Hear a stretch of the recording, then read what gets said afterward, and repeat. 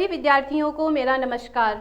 DP Sharma education में आप सभी का हार्दिक अभिनंदन। आज रीट के अध्ययन के लिए संस्कृत विषय के बारे में सामान्य अध्ययन करने जा रहे हैं। देखो विद्यार्थियों, जब हम संस्कृत विषय का चुनाव हम रीट के लिए करते हैं या सभी एग्ज़ाम्स के लिए करते हैं, टेट हो गई, आरटेट हो गई, यूजीसी टेट हो गई, अन्य जो हमारे एग्ज़ाम हैं उनमें संस्कृत विषय सभी के लिए अनिवार्य है और साथ में ही प्लस हिंदी, ये हमारे लिए अनिवार्य है। संस्कृत विषय और हिंदी विषय हमारे लिए एग्ज़ाम मेथड के अकॉर्डिंग अनिवार्य है। संस्कृत क्या है? संस्कृत हमारी सबसे प्राचीन भाषा है, परंपरागत भाषा है और इसका इतिहास क्या है उसके बारे में पढ़ेंगे। पर उससे पहले जो हमारे पॉइंट ऑफ व्यू एग्ज़ाम के अकॉर्डिंग हमारे जो संस्कृत विषय है उसका नंबर डिवाइडिंग किस प्रकार की गई है वो देखिए विद्यार्थियों। अपनी जो संस्कृत विषय है वह एग्ज़ाम में 30 नंबर की आती है। उसका डिवाइडेशन किया गया है किस प्रकार? अपने 15 नंबर की आएगी व्याकरण,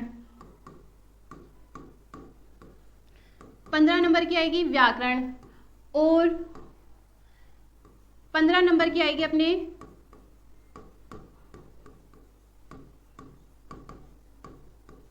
शिक्षण विधि। ठीक है, 15 नंबर की अपनी क्या आ रही है? व्याकरण विषय आ रहा है और 15 नंबर की अपने आ रही है शिक्षण विधियां। अब देखिए विद्यार्थियों कि जो 15 नंबर की जो अपनी व्याकरण है उसमें किस प्रकार अपने प्रश्न पूछे जाएंगे या किस प्रकार नंबरों का डिवाइडेशन किया गया है वो देखिए। 5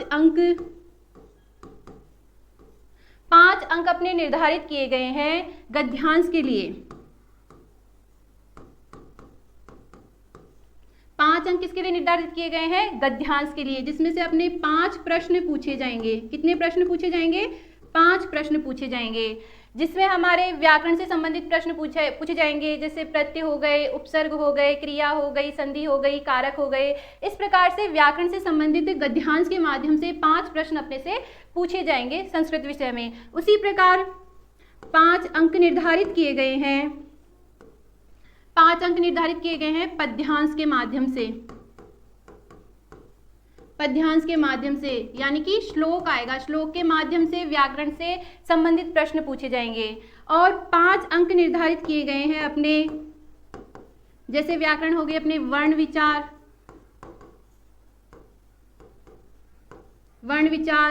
संज्ञा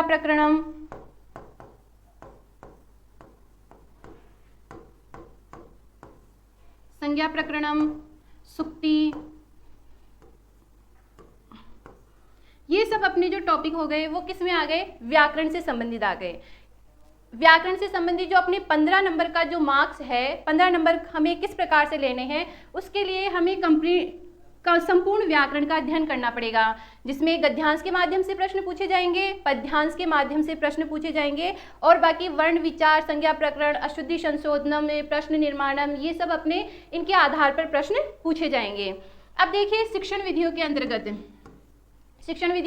जैसे अपने क्वेश्चन आएंगे संस्कृत भाषा शिक्षण सिद्धांता, संस्कृत भाषा शिक्षण के सिद्धांत आ जाएंगे।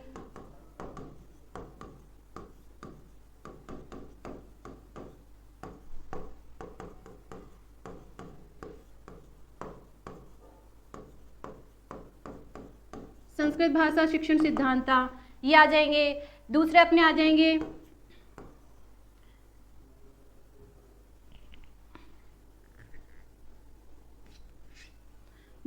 जाएंगे संस्कृत शिक्षणाभिरुचि प्रश्न, संस्कृत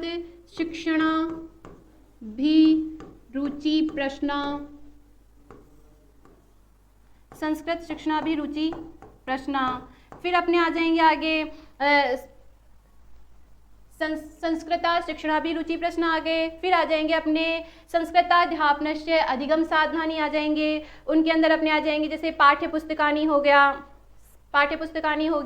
संप्रेषणम साधनानि हो गए। फिर इसके बाद में अपने आएंगे कि संस्कृत भाषा शिक्षण से मूल्यांकन संबंधी न प्रश्न, संस्कृत भाषा शिक्षण से संबंधित मूल्यांकन प्रश्नों के बारे में पूछा जाएगा। फिर आएगा अपने सतत उपचारात्मक शिक्षणम, फिर बाद में क्या आ जाएगा सतत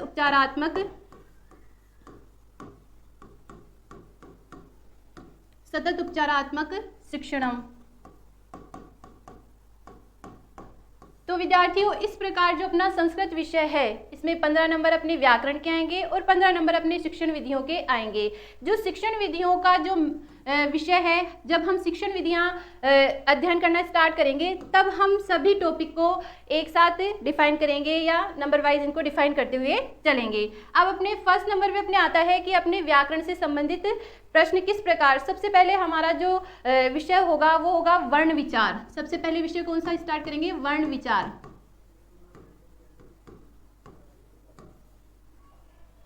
तो देखिए, इस स्लाइड को हटाते हुए अपन आगे चलते हैं।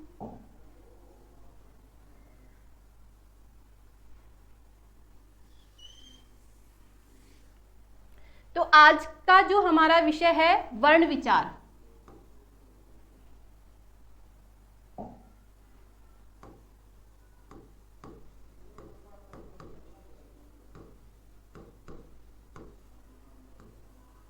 विद्यार्थियों, वर्ण विचार से पहले हम ये जानेंगे कि जो हमारी संस्कृत भाषा है, संस्कृत भाषा का उद्भव कैसे हुआ, संस्कृत भाषा का उद्भव कैसे हुआ, क्या संस्कृत भाषा का इतिहास है, उसके बारे में हम पहले जानेंगे। तो देखो, संस्कृत भाषा अपने संस्कृत भाषा का इतिहास।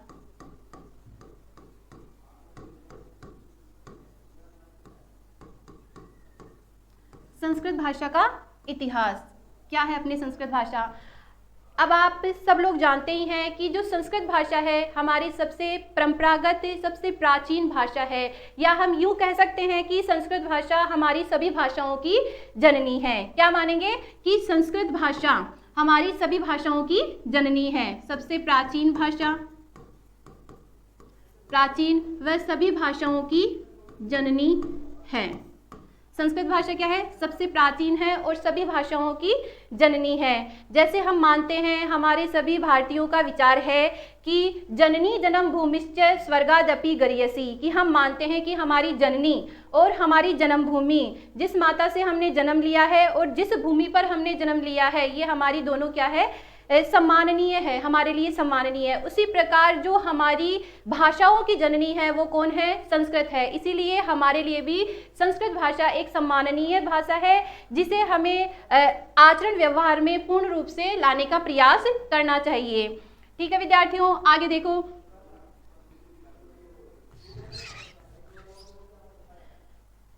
जो संस्कृत भाषा है, संस्कृत भाषा हिंद यूरोपीय भाषा है, या यूं कह सकते हैं कि हिंद यूरोपीय भाषा परिवार की एक शाखा है। इस संस्कृत भाषा को सर्वप्रथम बोलने का प्रयास किसने किया था? आर्यों ने किया था।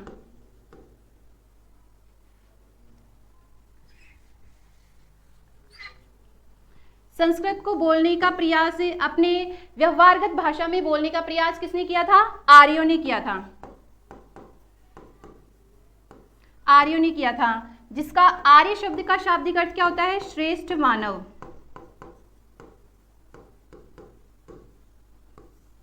ठीक है विद्यार्थियों, आर्यों ने सर्वप्रथम इस भाषा को बोलने का या अपने आचरण व्यवहार की भाषा का महत्व दिया था। और आर्य का शाब्दिक अर्थ क्या मानेंगे अपन? श्रेष्ठ मानव। इसलिए हम ये भी कह सकते हैं कि संस्कृत भाषा हिंद आर्य भाषा है। क्या है? हिंद आर्य भाषा है। हम ये भी कह सकते हैं हिंद आर्य भाषा है।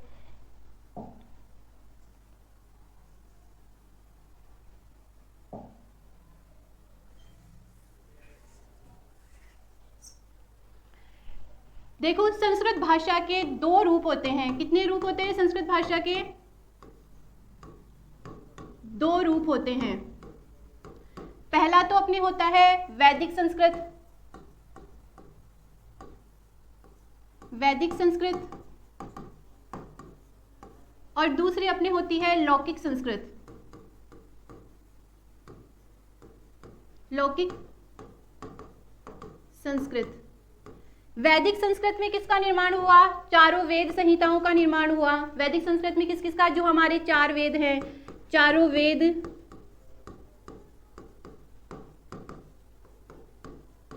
वेद संहिताओं का निर्माण। और ब्राह्मणों की उत्पत्ति भी वैदिक संस्कृत में ही मानी जाती है। ब्राह्मणों की उत्पत्ति किसमें मानी जाती है? वैदिक संस्कृत में ही मानी जाती है।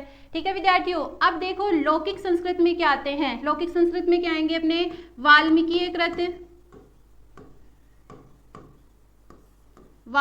कृत रामायण व वेदव्यास कृत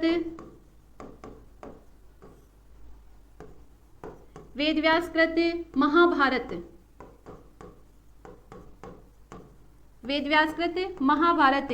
इन 2 महाकाव्यों की रचना किसमें मानी जाती है? लौकिक संस्कृत में मानी जाती है। वैदिक संस्कृत से तात्पर्य क्या होगा? जो भी हमारे कर्मकांड होते हैं, पूजा पाठ होते हैं, हवन यज्ञ होते हैं, वो सब मंत्र किसमें बोले जाते हैं? वैदिक संस्कृत में बोले जाते हैं। और जो व्यवहारिक रूप से जो हम अध्ययन करते हैं वो कौन सी संस्कृत के माध्यम से करते हैं? हम लौकिक संस्कृत के माध्यम से करते हैं। तो इसमें देखो सर्वप्रथम जो संस्कृत शब्द है, जो हमारे संस्कृत शब्द है, उसका भाषा विशेष के रूप में प्रयोग, किसके विशेष के रूप में प्रयोग?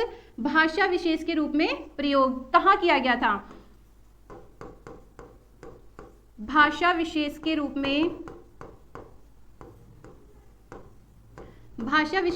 में प्रयोग कहाँ किया गया था?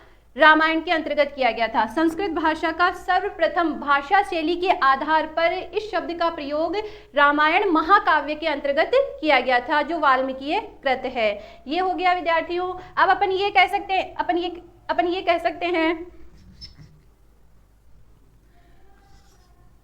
सकते हैं कि संस्कृत भाषा का अधिकांशतः सर्वाधिक प्रयोग कहाँ किया जाता है? भाषा शैली में संस्कृत भाषा को अधिकांशतः कहाँ बोला जाता है? तो विशेषतया भारत व नेपाल में संस्कृत भाषा का व्यवहारिक रूप से प्रयोग अन्य देशों की अपेक्षा अधिक किया जाता है। ठीक है विद्यार्थियों, आगे अपन देखते हैं संस्कृत भाषा का हमारे भारतीय संविधान में क्या महत्व है, उसके बारे में देखते हैं। जो हमारे महान महोदय हैं श्री भीमराव अंबेडकर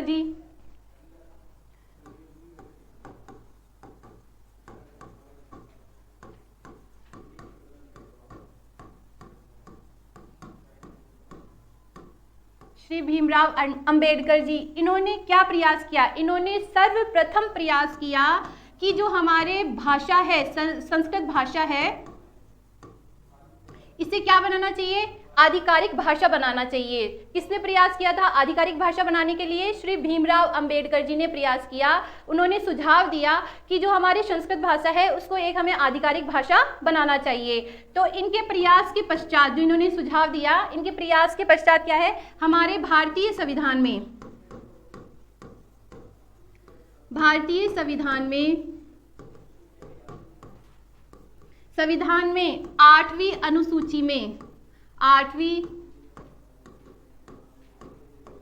8वीं अनुसूची में जो 22 भाषाएं स्वीकार की गई हैं। कितनी भाषाएं स्वीकार की गई है 8वीं अनुसूची में? 22 भाषाएं। उनमें संस्कृत भाषा को भी स्थान मिला है। कौन सी भाषा को स्थान मिला है? संस्कृत भाषा को भी स्थान मिला है। और ये आप सभी लोग जानते हैं कि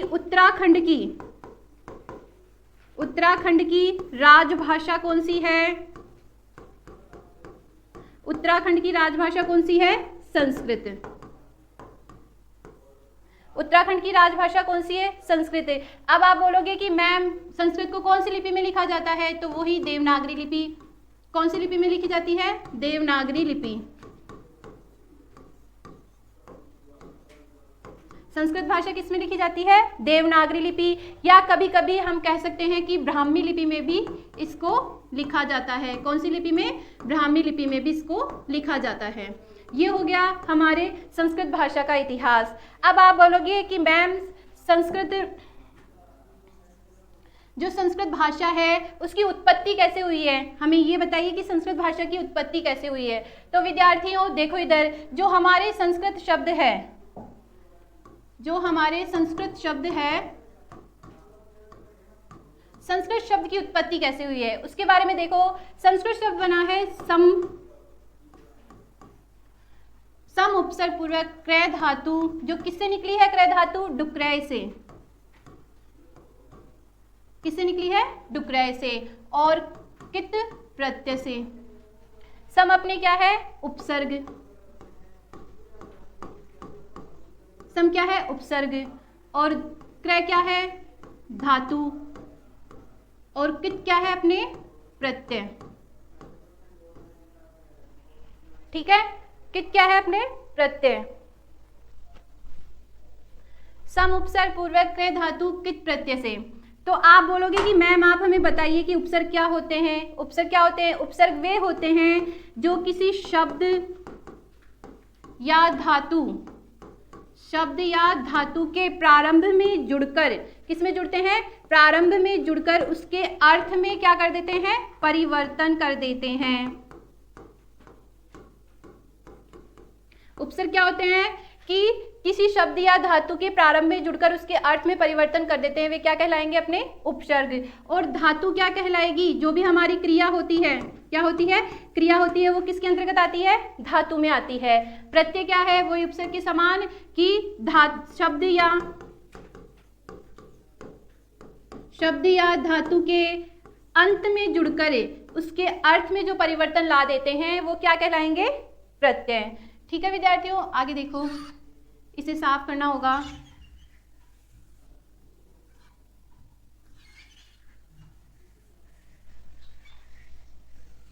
यह आपको समझ में आ गया होगा, उपसर्ग क्या होते हैं, धातु क्या होते हैं, प्रत्यय क्या होते हैं। अब धातु में क्या शेष रहेगा अपने, धातु, क्रय धातु में क्या शेष रहेगा, क्रय, और कत में क्या शेष रहता है, तय प्रत्यय। अब देखिए, जब उपसर्ग और क्रय धातु मिलती है, जब सम उपसर्ग पूर्वक क्रय धातु जब मिलती है तो उस समय सुट का आगम होता है। किसका आगम होता है, सुट का, और सुट में क्या शेष रहता है, श शेष रहता है। अब सुट का आगम कौन से सूत्र से हुआ वो देखो,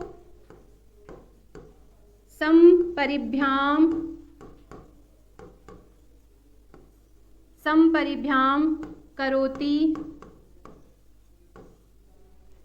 भूषणे। संपरिभ्याम करोति भूषणे, संपरिभ्याम करोति भूषणे से किसका आगम हुआ, सुट का, जिसमें क्या शेष रहा अपने, से। तो अपने आगे रूप बनेगा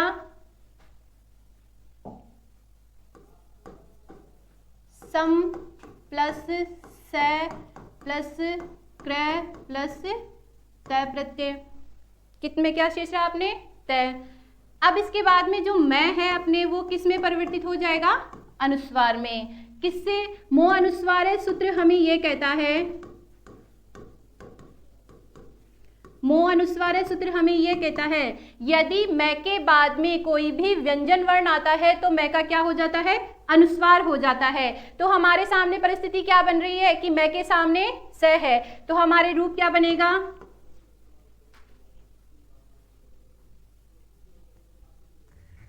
तो हमारे सामने रूप क्या बनेगा, संस्कृत, जिसका शाब्दिक अर्थ क्या होता है, शुद्ध एवं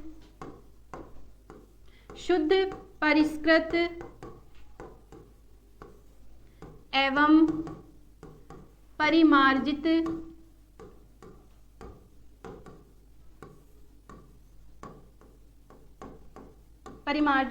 भाषा। शुद्ध, परिष्कृत एवं परिमार्जित भाषा, ये हमारे संस्कृत शब्द की उत्पत्ति हो गई। अब आप बोलोगे मैम ये क्या है, भाषा क्या है, तो इसके बाद में हम क्या करेंगे, भाषा का अध्ययन करेंगे कि भाषा किसे कहते हैं।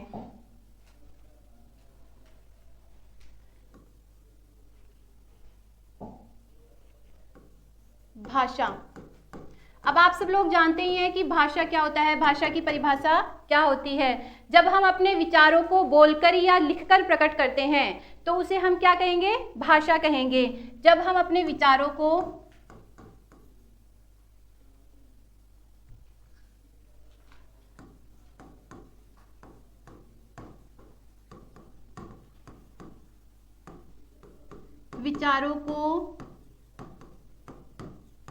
बोलकर या लिखकर प्रकट करने की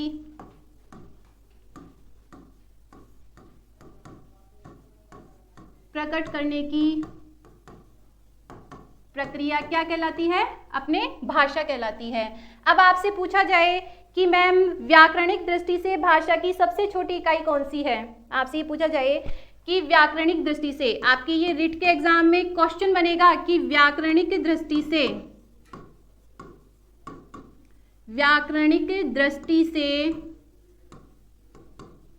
भाषा की सबसे छोटी इकाई कौन सी होती है? अब इसके भी दो पार्ट हैं। मौखिक रूप से अगर अपन मानेंगे, मौखिक रूप से तो होगी अपने ध्वनि। व्याकरणिक दृष्टि से अगर अपन देखें तो भाषा की सबसे छोटी इकाई मौखिक रूप से कौन सी आएगी? ध्वनि। और लिखित रूप से आएगी आपके वर्ण। आ गया समझ में? कि विद्यार्थियों यदि आपसे प्रश्न पूछा जाए कि व्याकरणिक दृष्टि से भाषा की सबसे छोटी इकाई बताओ कौन सी होगी, यदि आपके ऑप्शन में वर्ण ना दिया जाए और ध्वनि दे दे कि मौखिक रूप से कौन सी, तो आप उस वक्त ध्वनि करोगे। लिखित रूप से आप क्या करोगे? वर्ण करोगे। ठीक है, आगे देखो। उसी प्रकार आपसे पूछा जाए कि व्याकरणिक दृष्टि से भाषा की सबसे बड़ी इकाई, व्याकरणिक दृष्टि से भाषा की सबसे बड़ी इकाई कौन सी होगी? वाक्य। आ गया समझ में? सबसे छोटी इकाई तो होगी ध्वनि या वर्ण, और फिर सबसे बड़ी इकाई क्या होगी? वाक्य।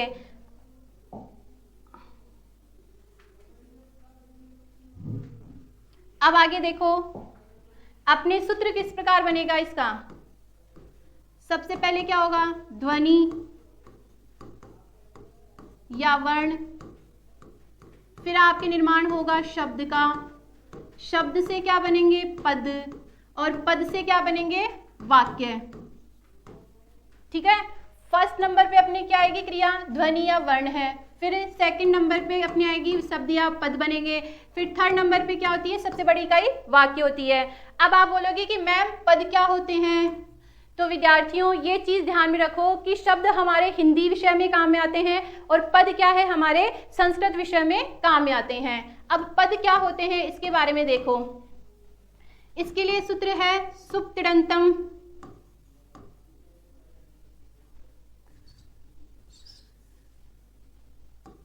इसके लिए सूत्र क्या है?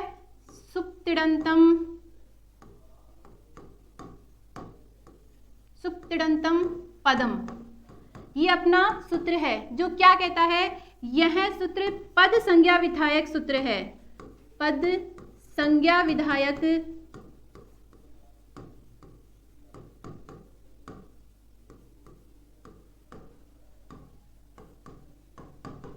कैसा सूत्र है? ये पद संज्ञा विधायक सूत्र है। इसके भी दो भाग होते हैं। पहला भाग तो होता है सुबंत। पहला भाग कौन सा होता है अपने? सुबंत, जिससे किसका निर्माण होता है? शब्द रूपों का, जिससे क्या बनते हैं? शब्द रूप। दूसरा होता है अपने तिङन्त। तिङन्त से क्या बनते हैं? धातु रूप। धातु रूप मतलब क्रिया। ठीक है, तो जैसे उदाहरण देखो अपने कि जैसे है राम,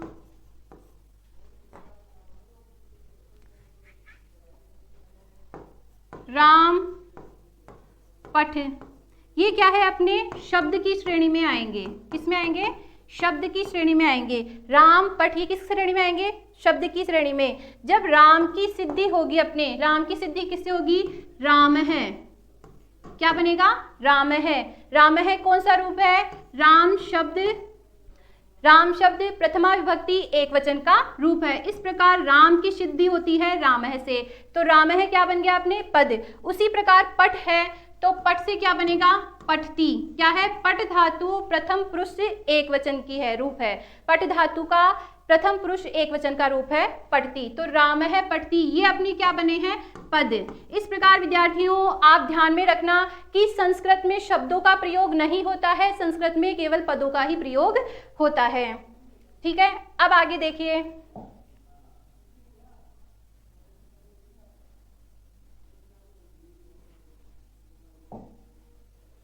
अब आगे देखिए अपने वर्ण।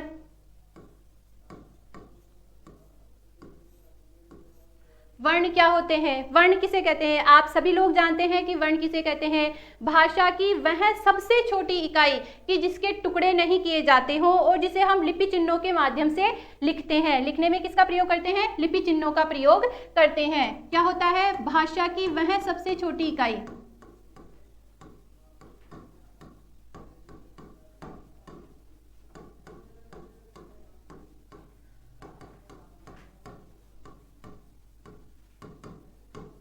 भाषा की वह सबसे छोटी इकाई जिसके टुकड़े नहीं किए जा सके।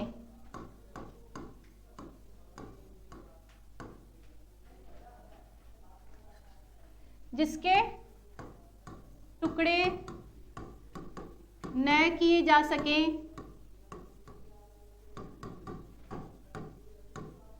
और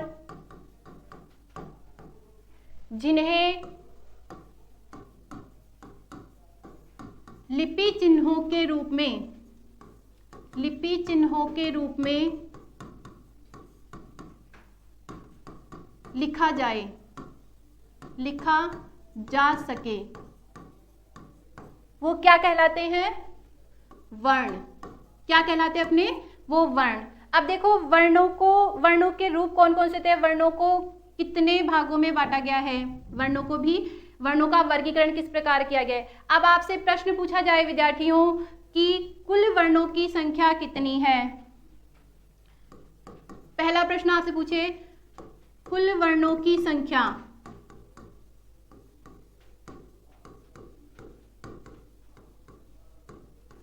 कुल वर्णों की संख्या कितनी है, तो आप क्या बताओगे, 52। फिर आपसे पूछा जाए कि मुख्यतः वर्णों की संख्या कितनी है, मुख्यतः वर्णों की संख्या, मुख्यतः वर्णों की संख्या कितनी है, तो आप क्या बताओगे, 13 प्लस 33 कितने हो गए, 46। 13 क्या है अपने स्वर और 33 क्या है अपने व्यंजन। ठीक है, अब इसी के साथ में मैं आपसे एक प्रश्न पूछना चाहूंगी कि हिंदी में मुख्यतः वर्णों की संख्या कितनी होती है। इसका आप जवाब मुझे कमेंट बॉक्स में देना। ये क्वेश्चन आपके लिए यहाँ पे है। ठीक है, आगे आपसे पूछा जाए कि संयुक्त वर्णों सहित, संयुक्त वर्णों सहित, संयुक्त वर्णों सहित वर्णों की संख्या, संयुक्त वर्णों सहित वर्णों की संख्या कितनी है। तो अपने संयुक्त वर्ण कितने होते हैं, 4 प्लस 46 कितने हो गए, 50। ये याद रखना है आपको। क्वेश्चन किस प्रकार से एग्जाम में आएंगे कि कुल वर्णों की संख्या अगर आपसे पूछी जाए तो आप क्या बताओगे, 52। अगर मुख्यतः वर्णों की संख्या पूछी जाए तो आप कितने बताओगे, 46। टुकड़े करके बताना कि 13 तो अपने स्वर होते हैं और 33 क्या होते हैं, व्यंजन होते हैं। उसी प्रकार से यदि आपसे पूछा जाए कि संयुक्त वर्णों सहित वर्णों की संख्या कितनी होती है, तो संयुक्त वर्ण अपने कितने होते हैं, 4, और वर्ण कितने अपने 46, कितने हो गए, 50। अब आपसे पूछा जाए कि पाणिनि जी के अनुसार,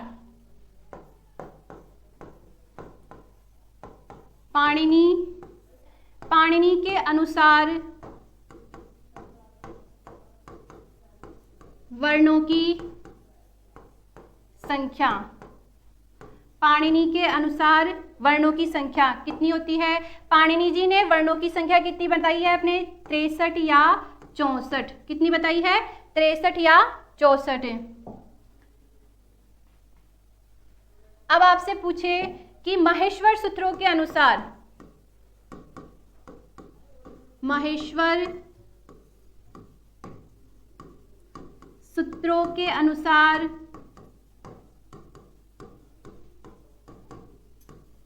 वर्णों की संख्या, माहेश्वर सूत्रों के अनुसार वर्णों की संख्या कितनी है? तो आप क्या बताओगे? माहेश्वर सूत्रों के अनुसार अपने क्या है? 9 प्लस 33। 9 तो क्या है अपने? अच यानी कि स्वर, और 33 क्या है अपने? हल